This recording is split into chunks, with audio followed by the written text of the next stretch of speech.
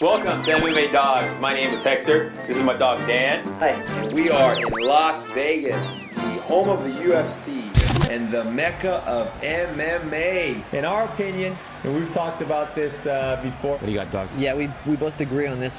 They go out there and finish a fight early in the first round, but don't get caught speeding. Don't get caught speeding on this fight. They're against a guy who just got bit by a dog with rabies or something. For me, it's do not bet. And betting advice: do not bet.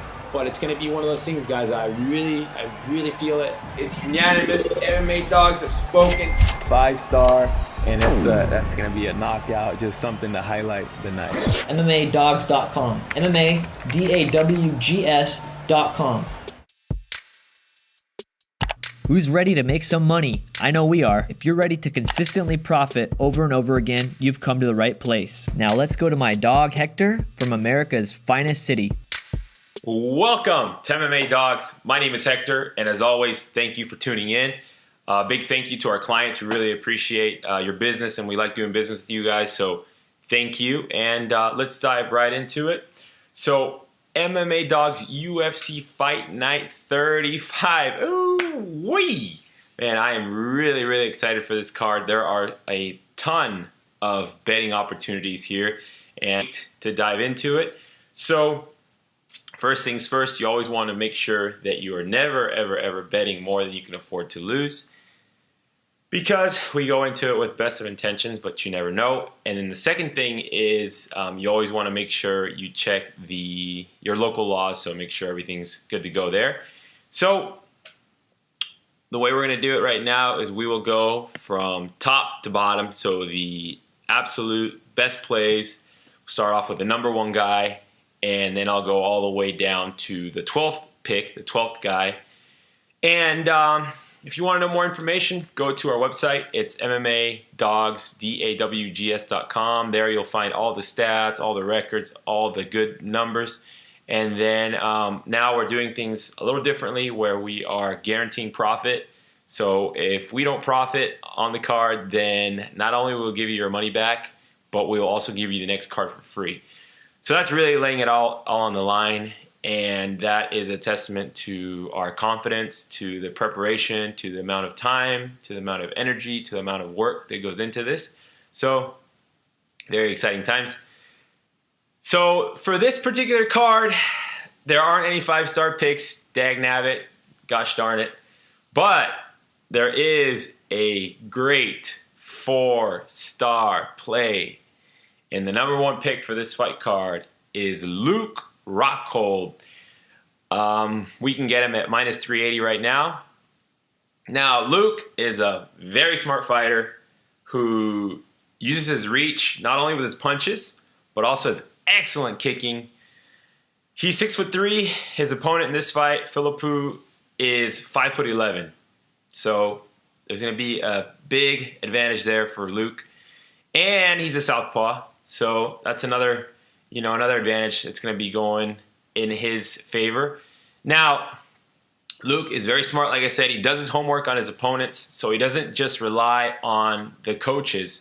A lot of guys, believe it or not, who are at the very top in the world, in their weight class, will let their coaches do the homework for them. So they don't like to look at too much fight footage or too much video footage on their opponent. They like to let their coaches do it for them. So that's not the way to do it, in my opinion. And Luke does his own homework. And he trains at AKA. So he has Cain Velasquez as a training partner, Daniel Cormier as a training partner, Josh Thompson as a training partner, a bunch of good guys over there, up-and-comers. And when you train at AKA, your work ethic has to be top-notch, second to none. You have to be willing to work hard, and he does that. So he's already prepped for 5-round fights 4 times already. 4 times. He's gone 5 rounds, the full 5 rounds twice, and he's won. One time he fought Jacare, who's one of the top guys in the world, and the other time he fought Tim Kennedy, another top guy, top guy in the world. So he's already proven us he can go 5 rounds. He's got youth on his side. He's 29. His opponent's 34. If he chooses to grapple, and it is my belief that he will win this fight. I have him winning by submission in the 4th or 5th round. I am very confident. It was a near 5-star, but the price tag is minus 380. Like I said, it's pretty high, and I just couldn't bump it up that extra level. But I feel very confident nonetheless, and we'll go over the bets towards the end of the video here. So that takes care of number 1. Number 2, 3-star pick. Number 2 is Lorenz Larkin, and you can get him at minus 225 right now, so it's a good price.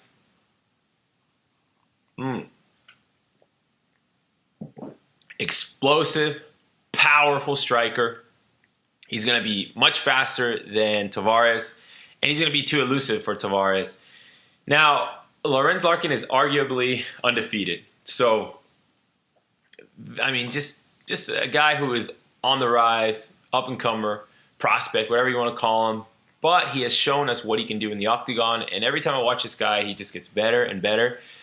And like I said, arguably undefeated, and he has learned from his the Francis Carmont loss. So we can expect to see a better version with better takedown defense. And for Tavares, he's going to have to clinch up for 15 minutes up against the cage to win this fight. And like I said, with Larkin having the speed advantage, it's going to be very difficult for Tavares to do that kind of a game plan. And his main guy, Ray Sefo, you can see him training him all the time. He's now the president of the World Series of Fighting. So being president of any mixed martial arts organization, it's going to take a lot of your time and a lot of your energy and effort and stress to be focused on that and make that successful. And all the stuff they have going on there. And then you've got a guy prepping for the fight. And I know he's got other coaches and other guys he trains with, but still, that's his main guy, go-to guy, and that is not a good look for him. So that takes care of that one.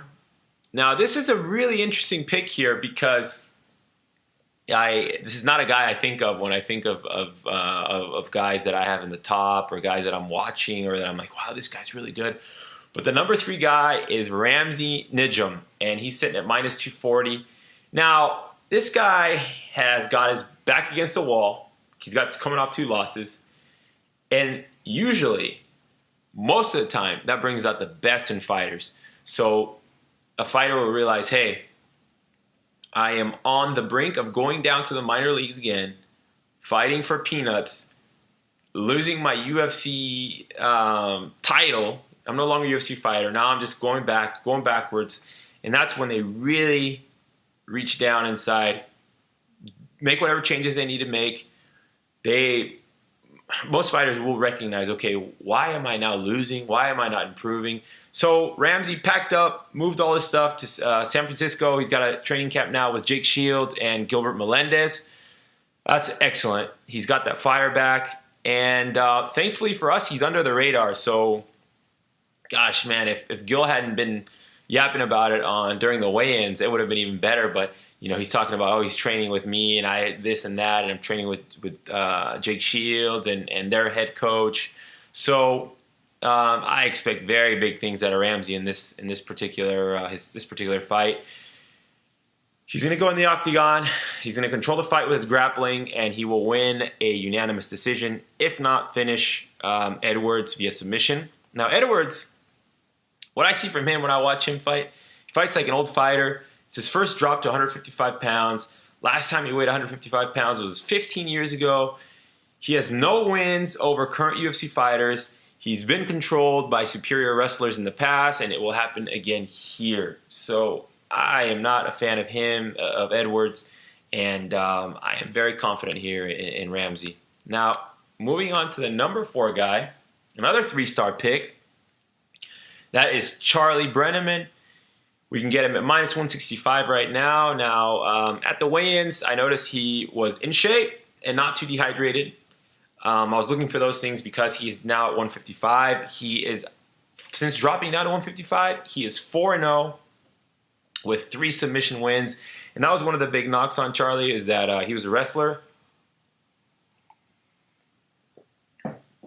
who looked to grind out decisions. So not very not very appealing to the audience, not very, what do you say, a fighter that you're worth, that is worth a pay-per-view dollar or worth watching or worth advertisement or whatever kind of investments. So the UFC not very happy with that. But like I said, since dropping down to 155, he feels much better, feels stronger. He says that when he fought at 170, he was looking to hold on to guys and hold them down because he said, you know what, once I get these guys down the mat, they're huge, they're big guys. I don't know if I'll be able to take them down again. But now that he's fighting guys who are built more for his frame, feels more confident, and we can see the results. Now, he trains at MAA with head coach Mike Constantino. Very good there, and he'll be able to control this fight. The guy he's fighting, I'm very familiar with. He trains at King's MMA. His training partners is Rafael Dos Anjos, main guy. He's jiu-jitsu, very experienced in jiu-jitsu player. But he weighed in at 156. He looked drained, lethargic, just kind of slow, making his UFC debut with his nerves, coming in there for the first time on the big show. And he is underestimating the wrestling aspect of the game. And as we know, you cannot underestimate wrestling, because once you get down to the ground, like we've seen with Brenneman in the past, a guy can hold you down. If the ref doesn't stand you up, you can play a really conservative, close game. Keep everything close. Don't leave an arm out there. Don't do anything too aggressive. Just enough to get the decision. And when you're in that guy's guard, like I said, just keep everything nice and short, compact, and just play a real defensive style of fight. But once again, dropping down to that natural frame Charlie has, that's going to be a very, very good comeback fight here at the UFC. And that'll be that. Now the number 5 guy, another 3-star pick. And number 5 is Brian Houston, sitting at plus 135 for all you dog lovers. Very explosive, powerful striker. Top-notch training at American Top Team at Coconut Creek. He has been working his takedown defense like crazy, and his overall ground game. And it's his second fight in the UFC now. Now, something really interesting about him is that in his first fight, Joe Silva paired him up against Derek Brunson, who wrestle-fucked Chris Lieben on a pay-per-view. And Dana White commented how Derek Brunson was like a 15-year-old boy or a 14-year-old boy watching the clock, waiting for school to get out for summer. And, as you guys know, the UFC does not like that one bit. I mean, it's not exciting. It's not something that we want to see professional fighters who do this for a living fight like, and it's just very frustrating to watch. Unless you have money on the guy holding the other guy down, then you're saying, hey, leave him alone, ref, don't stand him up. But, it's one of those situations where Brian Houston is 26 years old, and he will get his first UFC win here via knockout or TKO, because he's going up against Smith, who's 33 years old. His only chance to win the fight is to get the submission, and he does have good jiu-jitsu, but he has to get the takedown first. And Brian Houston's going to be too fast for him, too explosive, too powerful. And Smith has bad striking defense, and he's already been knocked out twice. So I love Houston here, and that's why he's my 5th pick here, a 3-star pick. And then moving on to the 6th pick here, number 6, and another 3-star pick. And that is Elias Silverio. We can get him at minus 170 right now. Now, Elias Silverio, Brazilian, Jungle Fights champ at 170 pounds, 9-0, 1-0 in the UFC. He's only 27 years old. He really impressed me in his UFC debut. It's one of the guys that, the opposite of Ramsey, where I said it's not somebody I was really watching or really thinking of, let's see how this guy turns out. This guy I've been watching since he made his debut and beat Ceferino. And like I said, he really impressed me in his debut, a prospect on the come up. Really good striking, really impressed with his octagon presence. And also, he has been rapidly improving his ground game, training with guys of the likes of Damian Maia. So I'm very, very excited to see him fight Isaac Vallie-Flagg. Now, Isaac Vallie-Flagg, he's 35 years old. His last 3 wins have been by split decision. And the only thing keeping him in the game is Greg Jackson and Winklejohn's game plans, because he's just an average fighter. That's it. You know, just average, well-rounded, but average. And when you're going up against a beast of 27 years old and you're a 35-year-old man, that is not a recipe for success. So we are going to go with Elias Silverio there. And then this is another 3-star pick. It doesn't have a number next to it because it's not one of the fighters, but it is a prop play, and that is Luke Rockhold inside the distance at plus 105. I really like that, and we'll cover the bets here at the bottom. Now, the rest of these picks and a prop bet here is just food for thought. It's not guaranteed, that we're going to guarantee for the profit or anything like that, but stuff I want to cover anyways. And so the first is a prop play. It's Luke versus Costa. Fight doesn't go to decision. That's only minus 165. Usually I would go with that, but like I said, I feel very confident in Luke winning this fight. 4 stars. That's around 85% right now. So that's why I would rather go with Luke inside the distance. And we'll cover that in a little bit. But moving on to the next fight, my number 7 pick. Now, this isn't a 3-star pick. It didn't make it up there, but it's a guy that I feel confident that will win, and that is Alptekin Ozkilic. And this will be Alp's second fight in the UFC. He's going up against a UFC debuter in Smolka. And one of the reasons why it didn't make the cut is because these Hawaiians are on a tear right now. They're coming in here and just, we saw it at the last UFC fight. These guys are just rapidly improving and well-rounded and working all aspects of the game. But with Alp, he's going to be able to. It's a weird situation where Smolka will want the fight to be.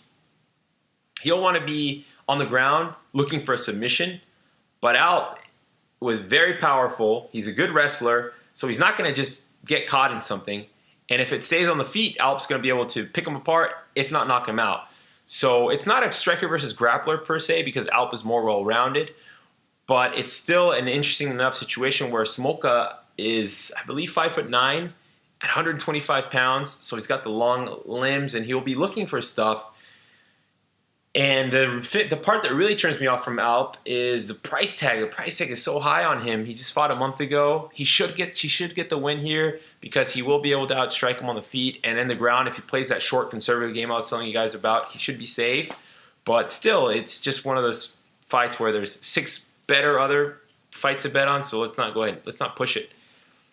Now this other one is a guy who I have made money on, betting on, and I have a lot of respect for, and that is Yoel Romero. He's my 8th pick. I'm picking him over Brunson. Now, with Yoel Romero, we know what we're getting. We've seen his UFC fights. He usually wins by knockout, even though he has a silver medal in wrestling. And he doesn't have to use his wrestling because he can use it as a sprawl and brawl, like Chuck Liddell used to use back in the day, and keep the feet on the feet and do his work. With Brunson, this guy's been knocked out. He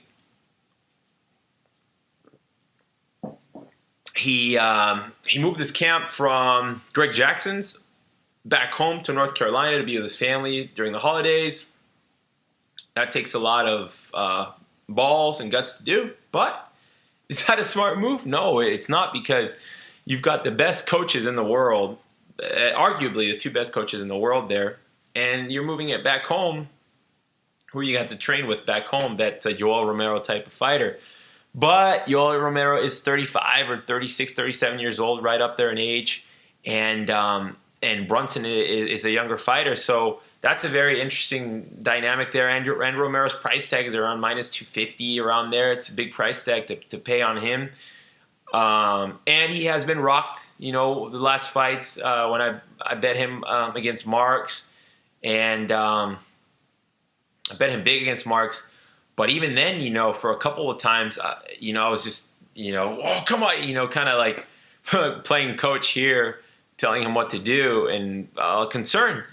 So, that's one of those fights where it's going to be tough for me to feel confident betting it, let alone giving advice to bet that fight. So that's a pass, but I will be rooting Romero on because I really like the guy, and especially since I'm not betting it, it's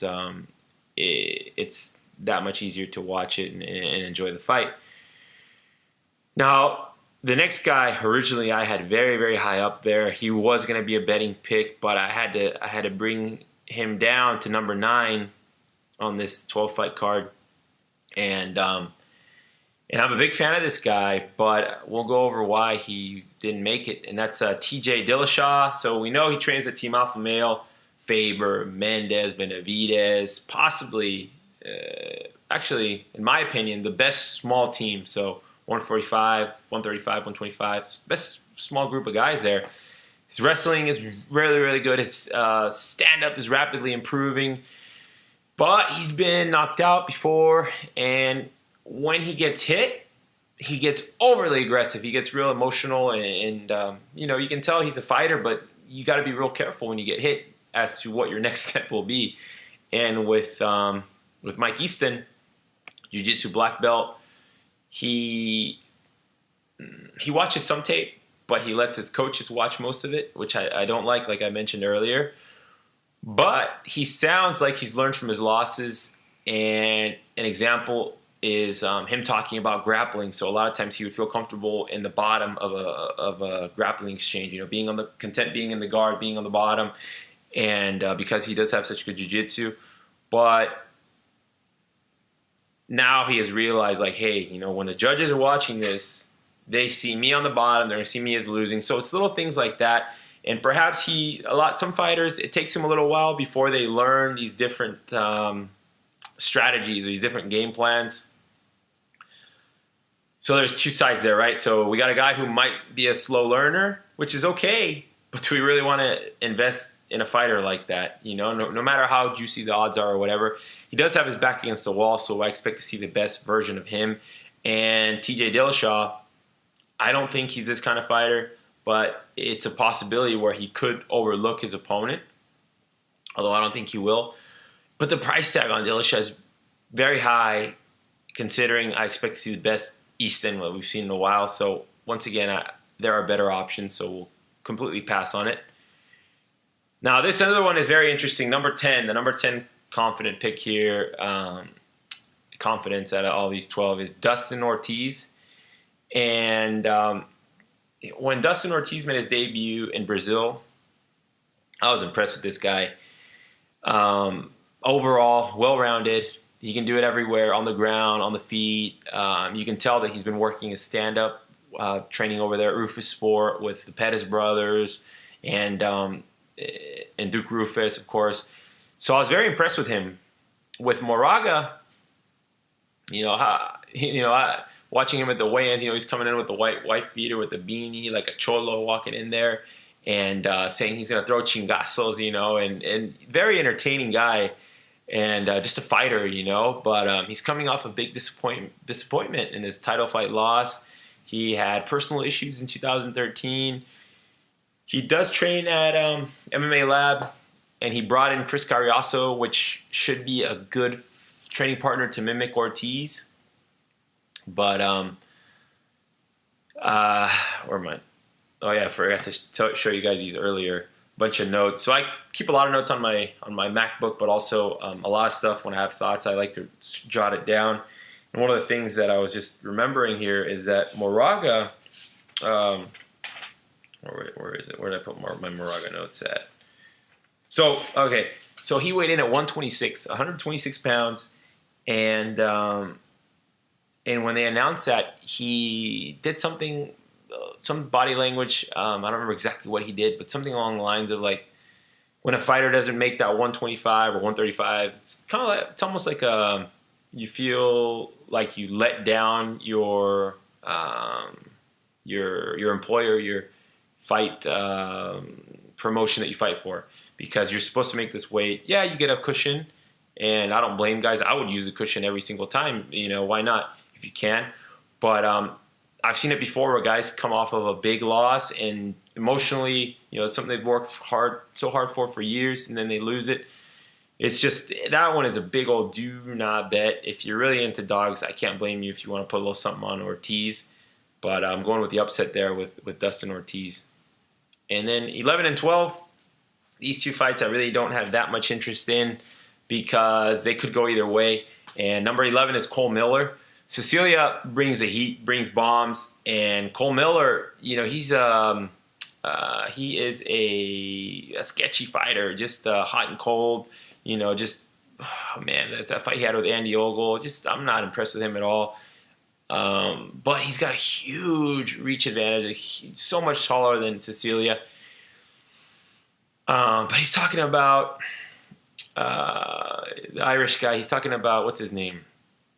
I forget his name right now. Totally overrated guy. But he's talking about him and saying, you know, I want to fight him because he's overrated and this and that. But, you know, just a total pass at that fight. No interest in it whatsoever, in betting it. And then number 12, Garett Whiteley. He trains with what's his face? Lytle up there. And then he's going up against Vinc Pichel, who we saw what the Russian guy did to him, suplexing him left and right. He hasn't fought in a while, coming off injuries. Whitley stayed more active. It should be competitive. I'm going to go with Whitley for the upset. He's a little slight dog, small dog, but those two fights are complete passes for me. Now, let's move on to the good stuff. Conor McGregor, that's who I was thinking of. You know, Conor McGregor talking all kinds of smack on Twitter, and this guy is just you know, one of those guys that is playing his cards right with the UFC, doing the right things, saying the right things. But you know, in the octagon, when he steps in against a serious fighter, he's going to be in for a world of hurt. So, dog of the night, Brian Houston, plus 135. I love that play. Parlay of the night, Rockhold and Larkin, minus 380. Minus 225 gives us minus 123. Hail Mary parlay of the night. These are hard to hit, guys. Very difficult to hit, but it can happen. It's Rockhold, Larkin, Silverio, minus 170, and Nijem at minus 140. That's plus 393. Those are all bet at your own risk, just for fun, just throwing it out there. But now we will get to the MMA Dogs UFC Fight Night 35 bets. So 1 unit equals 1% of the bankroll, okay? The first bet of the night, Luke Rockhold at minus 380 and Lorenz Larkin at minus 225. That gives us minus 123. 2-leg parlay, 2 units to win 1.63. Now that may seem a little conservative and small, but you'll see why. Rockhold and Ramsey, minus 380, minus 140 gives us plus 115. 1 unit to win 1.15 units. Rockhold inside the distance, plus 105. 1 unit to win 1.05 units. So that is the Luke Rockhold area, realm. And then we move down to Lorenz Larkin at minus 225, 2 units to win 0.89 units. Ramsey Nijem, minus 140, 2 units to win 1.43. Charlie Brenneman, minus 165, 3 units to win 1.81. Houston, plus 135, 3 units to win 4.05. Silverio, minus 170, 3 units to win 1.76. Rockhold, Larkin, Silverio, plus 188, half a unit, 0.5 units to win 0.94. So that wraps them all up there. Knock on wood. This card, for this particular card, I have the same amount of confidence, the same amount of feeling, the same amount of energy that I had after doing the research for the Tim Kennedy fight where they fought on the base and he fought Sapo. Yoel Romero was on that fight too. That's the same exact kind of feel that I have for the card, the same read that I have on it. So, man, I am beyond excited here. I am beyond excited. I can't wait for tomorrow. And so that's a total of 17.5 units. That is a big card. 17.5 units to win 14.71 units. And God willing, this will all go in our way. We'll be up 14.71 units by tomorrow night, and that will be great. And that's what we shoot for. That's what we're aiming for. That's what we prepare for. So that sums it all up for tonight. I am ready to go get some rest. I've been researching this card left, right, up, down, you know, like the Nintendo games. You're playing left, down, up, right, left, right, the Contra game, just every which way you can imagine. So, yeah, so the best of luck to us. And if you're watching this video after this all happened, I highly encourage you to take a look at our website, mmadawgs.com. You'll see all our information. You can shoot us an email if you have a question. And also, we're going to be offering some promotions, some different sales, some different kind of fun things to get some people off of the fence and make it affordable for the people who perhaps don't have a large enough bankroll yet, or perhaps are new to the game, or perhaps just want to get their feet wet. So there's lots of different options, and that's something to look forward to. And so, yeah, well, you know, you can shoot us an email. Feel free to do that. And I'm really, really excited for this card. I can't wait. And then we've got a bunch of other good cards coming up, so I'm really looking forward to those. And, man, I can't wait for tomorrow. So that sums it all up. What else? The UFC's worth, what, $2 billion? So anytime there's something like that around, you know, for sports betting, baseball's been around forever, football's been around forever, basketball's been around forever, all these big sports, soccer. And when it's something as exciting as mixed martial arts, the UFC, and we see the you know, how fast, how much people are taking to it, how many people are betting on it, how many Buffalo Wild Wings, how many Hooters, how many this, how many that are playing the UFC, and you get to see who the target audience is. You know, a lot of times these guys don't know what they're betting on or who they're betting on, or you know, there's just so many things to learn about it. So, you know, check out our website. We are, like I said, we're offering the if we don't make a profit, if we don't turn a profit on the card, then you will get your refund on the price, on the fee of the pay-per event, we call it, or the advice, and you will get the next card for free. So it's a win-win. But it's time to go, time to get some rest, time to get some 8 hours of sleep, and I will talk to you guys all real soon. So good luck. Nobody likes to lose, so be done letting that money burn its way through your pockets. Slow down, get ready. We are so confident that you will profit from our picks that if you don't, we will refund your money and give you the next card on us. In order to profit in the long run, it's important to be consistent with our picks. Rome wasn't built in a day, and neither was Vegas. MMADogs.com. Profit guaranteed. MMA Dogs.